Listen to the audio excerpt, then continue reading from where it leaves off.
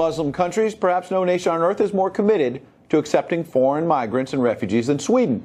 2016 alone, the country accepted more than 160,000 asylum seekers, despite having a population of less than 10 million people. Only 500 of these migrants were able to get jobs in Sweden. But if these arrivals aren't able to work, they're at least able to commit crimes, quite a few of them, in fact. Ami Horowitz is a filmmaker. He went to Sweden to chronicle its refugee experience. Here's a short clip of what he found. Do you see the violence really spreading across Sweden into the cities? At least 1 or 2 times a week. And let's say 5 years ago, how often would you say it was? No. 3 times a year. Really? The increase in this kind of crime is exponential. I think we caught off guard. We didn't expect it to be so much increase. Tucker spoke with the filmmaker earlier this week. Ami, thanks a lot for coming on. So before you describe what you saw there, give us the overview. What is the justification within Sweden for importing this many migrants from other countries? Why are they doing it? Well, in Sweden's own words, they consider themselves to be a humanitarian superpower, probably the only superpower that they would qualify for. So they feel that it's their moral duty to open their borders to all and any refugees that want to come to them.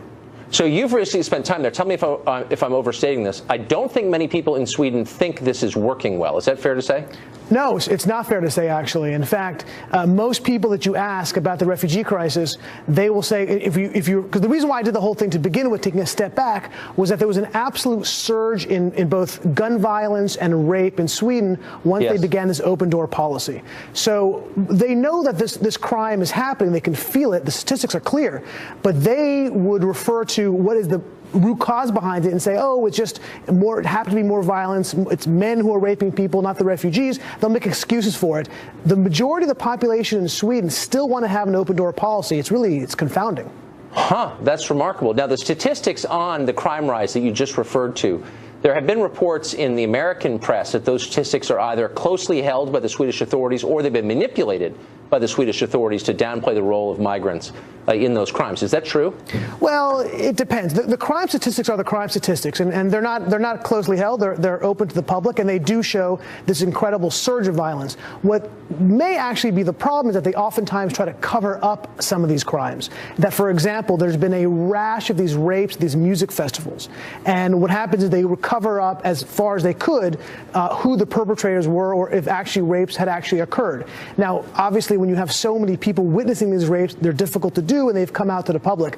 But I think that's kind of what they're referring to, that the government has gone out of its way to try to cover up some of these problems. That is grotesque. So to the job numbers, we had in the intro something like 160,000 asylum seekers, only 500 wound up working in Sweden. That leaves a lot of unemployed people. What are they doing and how are they living? Oh, they live great, Tucker. I mean, it's one of the most generous, financial programs that they have in terms of the amount of money they're giving to them, the housing benefits they get, the education benefits they get, the cash benefits they get. So they have these, and what they really become are no-go zones. These are areas that cops won't even enter because it's too dangerous for them. This is the policy of the National Police Authority in Sweden. So they live in these enclaves, which, by the way, are lovely. They're leafy neighborhoods. They're beautiful apartments.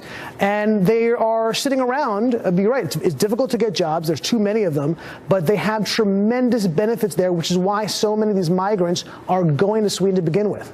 Now, we know that the masochism of the West really knows no bounds at all. So I believe you when you say that it's not often people say out loud, I'm dissatisfied with this arrangement. I know Swedes, though, who at least in private will say this is a disaster.